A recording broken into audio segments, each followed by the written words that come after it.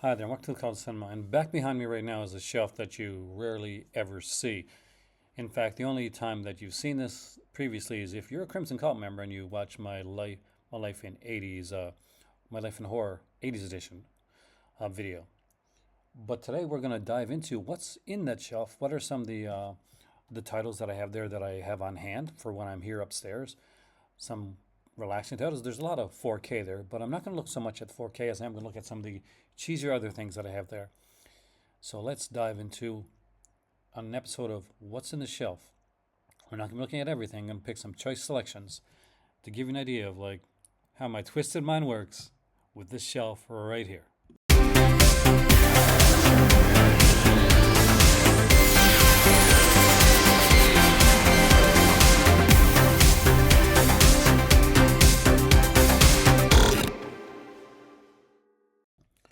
So if you like this type of video, here's something I'm going to do from time to time. So if you watch my Collecting Horror 102 video on my Patreon channel, then you got to see kind of my what's in the sleeve type video. But what we're doing is kind of what's in the shelf, or some what's in the shelf, and where I'm going to take a certain area, a certain shelf, a certain section of my collection and pull some things out of it to give you kind of an idea of some of the weird and unusual, eclectic stuff that I like, and hopefully turn you on to something they haven't seen before. Everybody's got a mystery shelf, don't they, in their collection? Whether it's something that you have put somewhere else, it's a smaller shelf away from your bigger stuff. There's usually a mystery shelf that has kind of either overflow or stuff that you want to get to fairly easy. For me, I got a lot of our mainstream 4Ks there, but down below there, I put a lot of stuff that I kind of watch either on a regular basis or that I want to be able to get a hold of really easily for different reasons. So let's look at a few of those films. Why don't we? Let's look at a couple of the Blu-rays first. First up, we have Westworld. I actually adore this film, and I'm a huge fan of failed TV as well. So this edition of Westworld has the Beyond Westworld TV pilot. So yeah, there was a TV Westworld series before the really popular TV Westworld series, and the pilot of it is included on here. Though I do really love this film. I think everybody in this is fantastic. Richard Benjamin, James Brolin, Yul Brynner, of course, as the Man in Black. Yeah, you gotta love that. Next up is a very different film from Westworld in that it is Xanadu with the beautiful Olivia Newton-John. Also, of course, starring Michael Beck and this little-known guy named Gene Kelly. Yes, the great Gene Kelly. Tap dancer extraordinaire is in this one right here. This one is a kind of a, I don't want to say guilty pleasure because I never want to see a film that I like called a guilty pleasure, but I just really adored this film when it came out, and I'm a huge musical fan. This one was like got a lot of hate back in the day, and I don't think it deserved it, but I do watch this one uh, at least once or twice a year. Speaking of films that got a lot of hate that I don't think deserved it, there is Vibes, and this one was put up by Mill Creek, but this was put up before I actually started reviewing for Mill Creek, and this was one of the ones I went out and I picked up on my own, some of my better half's faves as well, which is kind of weird because this is a movie that not a lot of people know or not a lot of people like, but we both knew it and loved it. Cyndi Lauper and Jeff Goldblum. I remember this one came out. This was in around 80, was it 88, 89, somewhere in there, because the at around the time that this came out, the Hostess chips that were going around at the time had a summer of films, and they had different like stickers from different movies, and there was Vibes and Fright Night 2. I'm not sure if it's around the same time or the year before they did the Dick Tracy like stickers, but either way, it's really cool stuff. And I actually have a lot of fun with this movie. So if you've never seen this one, it's a lot of fun. We get a role from Peter Falk, not playing Columbo, so that's always good. Next up, we have Rules of Attraction. Again, another favorite of mine. And it's just one of those films that maybe shouldn't work, but for me it really does. Now, it's by the writer of American Psycho. And if you liked American Psycho, which I took as a comedy, then you're probably going to like Rules of Attraction. This is what he considers the best adaptation of any book that was ever done that he wrote. And this is really cool. There are 5 revolving track commentaries on here, and with a mystery commentary.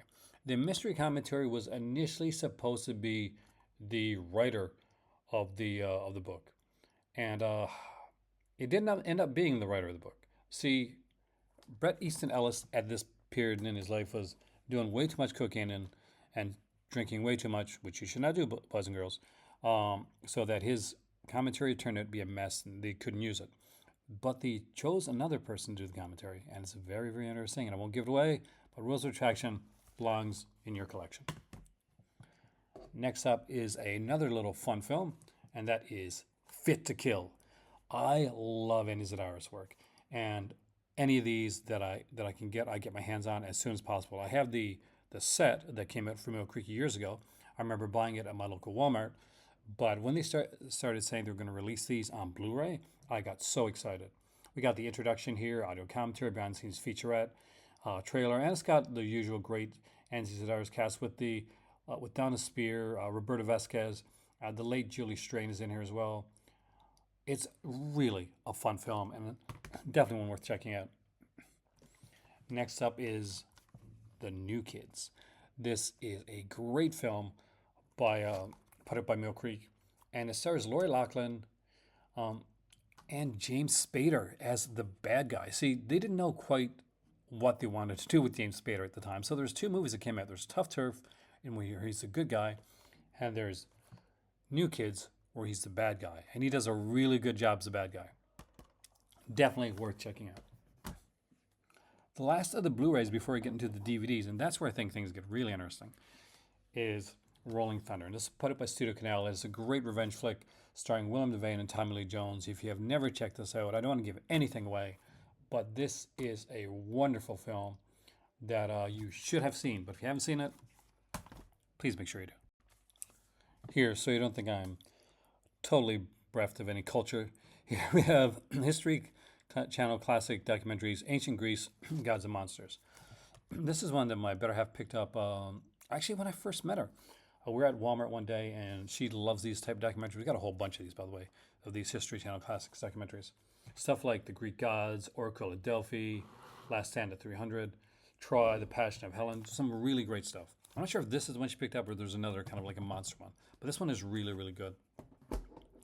So there you go. You guys know I'm classy. Now let's go into the other stuff. Porky's The Collection. I have the Porky's on Blu-ray from Arrow Video, but who doesn't want to have all the Porky's films? Well, definitely not me. That's it. This has Porky's 2 The Next Day, and Porky's Revenge. These are Canadian films that paved the way for movies like American Pie. These are fun, fantastic little films. Porky's gets its own disc, and Porky's 2 and 3 is unfortunately put on a double. I would love to see Porky's 2 and 3 get some really good releases. I think maybe it was Kino, some that put it out, but I want a nice set for the Porky's series. Next up is one of the better North American films for Cynthia Rothrock, and it is China O'Brien. She did 2 of these. This is a lot of fun. If you've never seen China O'Brien, it's really good. I like the Lady Dragon ones. I like China O'Brien. This is a hard one to find, actually, for me. Richard Norton's in this one, and I'm not sure if he's a bad guy or good guy. It goes from one movie to the next. He's her love interest. He's assaulting her. Like it's different in every film, but he's really good in this, and I do really enjoy China O'Brien. Next up is a box set, and that is A Night to Dismember. This is actually kind of cool. It's got some really kind of cool low budget stuff on here. Insaniac, Last House on Hell Street, Dead and Rotting. That one has Deborah Rochon in it. Searching for Heisman. Just some very different stuff, and I like to have kind of these low budget films in my collection because I find them so fun to watch. Speaking of like low budget films that I find fun to watch, here you go, right here. It is Advantage Collection. This was put out by BCI when it was around. Stuff like Ozone, Ghoul School, Witch House 3, Demon Fire. Is Dead and Rotting on 2 of these? Yeah, Dead and Rotting's on both of these. I got double the Dead and Rotting, guys. Skinned Alive, Bloodline, just some really cool little films.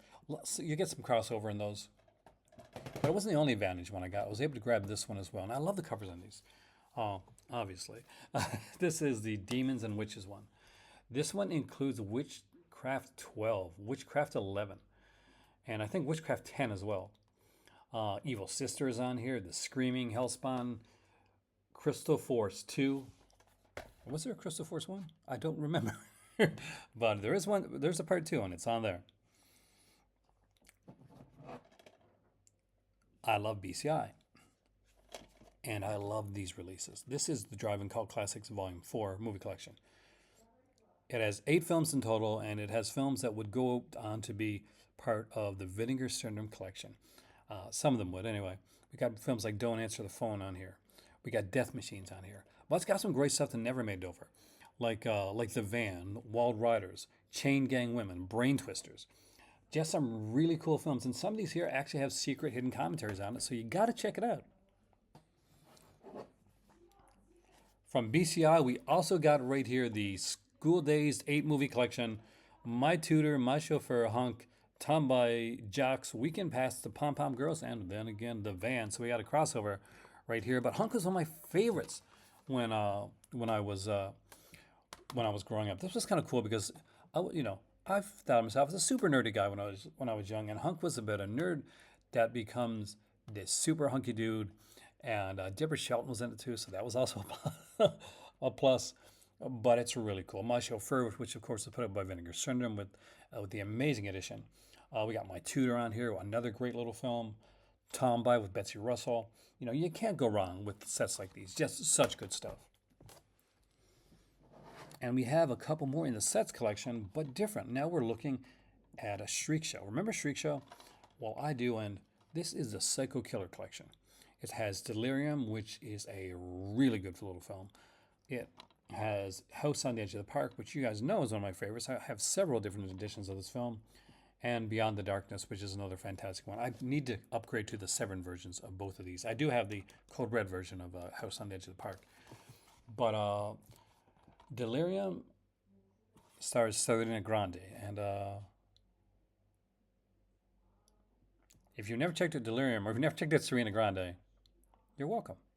It's a cool film, and she's a fantastic actress and very, very attractive. Do I like the super cheesy stuff? Well, of course I do. At a store that no longer exists, it was an electronic shop. They had a spinner rack of DVDs. I went there and I found Razor Digital Entertainment presents Brad Sykes' Camp Blood trilogy. Yes, there was only 3 at the time that this was done. It's got Camp Blood 2, and Within the Woods. I actually really did enjoy Within the Woods, probably the most out of these 3. Are these good films? No. Do I have fun and watch these films more often than I admit? The answer is yes. Yes, I do. Next up is one that I do have some several editions of. That is Carrie. But I don't have the Rage Carrie 2 or Carrie the 2002 TV miniseries. It was supposed to be a TV series edition. I love the Carrie franchise, and I have the Scream Factory edition of Carrie, and I probably should have grabbed the double feature before it went out of print. Next up is one right here, Deadly Beyond, which with a Stranger Things type of vibe to the cover. They always do that, don't they? We got some nice films on here, though, like The Hearse, which came out from Scream Factory, from Vinegar Syndrome. We have Warriors of the Wasteland on here. Mutant is on here with Bo Hopkins and Wings Hauser. Slipstream, Eternal Evil with Karen Black. Mom's a Werewolf with Susan Blakely and John Saxon. We got Lurkers on here. Another one's put up from Vinegar Syndrome. That's a Roberta Finley film. But some really, really cool stuff. Also have Pulse, Space Hunter, Adventures in the Forbidden Zone, and Crawl. How can you go wrong with a set that has this many bangers of films? It's just great. And last but not least, let's go off. Let's end off on a classic. Let's redeem me a little bit with the Monster Squad from 1987. This is the 2-disc 20th anniversary edition. I picked this up at the same time that I picked up Night of the Creeps. I love these films here. Great movies, and Fred Dekker, such a great director for these films. For a lot of people, it was kind of their introduction to horror. If you were like, well, obviously it was in '87, so I was a little bit older, and I'd way introduced to horror by then. But this is this film here, along with The Gate, are 2 films that when people say, I kind of want to watch my kids introduce them to horror, but I don't want to get like too intense or just too. I don't want to introduce them with Saw or Human Centipede, which you never should do, by the way. But Monster Squad and The Gate are 2 films that I always say, if you want to show your kids horror and you want to like maybe ease them into watching black and white stuff like the Universal Monsters, which I think is a lot of fun, show them the Monster Squad. They'll have a lot of fun with it. There you go. The mystery of some of my shelf. Has that mystery been totally solved? No, there's so many more films in there. Did I take all the cheesiest of the films? No. One of these days we'll dive into the entirety of that shelf, but not today. For today, we're just looking at the mystery of the shelf.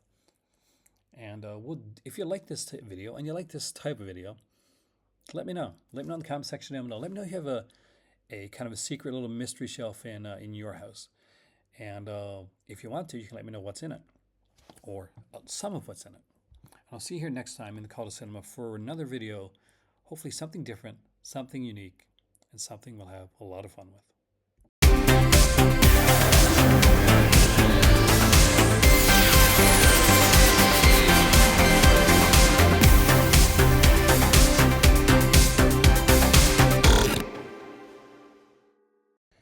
You knew this was coming. Being a child of the 80s, there were a couple extras that I wanted to mention here. First off is a John Hughes triple feature that I bought at Walmart a while back with Ferris Bueller's Day Off, Some Kind of Wonderful, and the classic Pretty in Pink. And here's one that I don't get to show off or mention enough, and that is SNL in the 80s. Is this a lost and found? It's a really good documentary. See, in the early 1980s, Saturday Night Live pretty much lost its entire original cast and had to kind of start over with a brand new cast. You would get some classics in here, but you would also get a time when Saturday Night Live was on the precipice of not existing anymore. It's a great documentary, and if you can ever get your hands on it, I recommend that you check it out. Anywho, it also includes some bonus features, including some musical performances by people like James Brown, Queen, Tom Petty and the Heartbreakers, Bonnie Raitt, Roy Orbison, Elvis Costello, Harry Connick Jr., Don Henley and the Kinks, so much more. I am Aaron. I'll see you here next time in the Call to Cinema.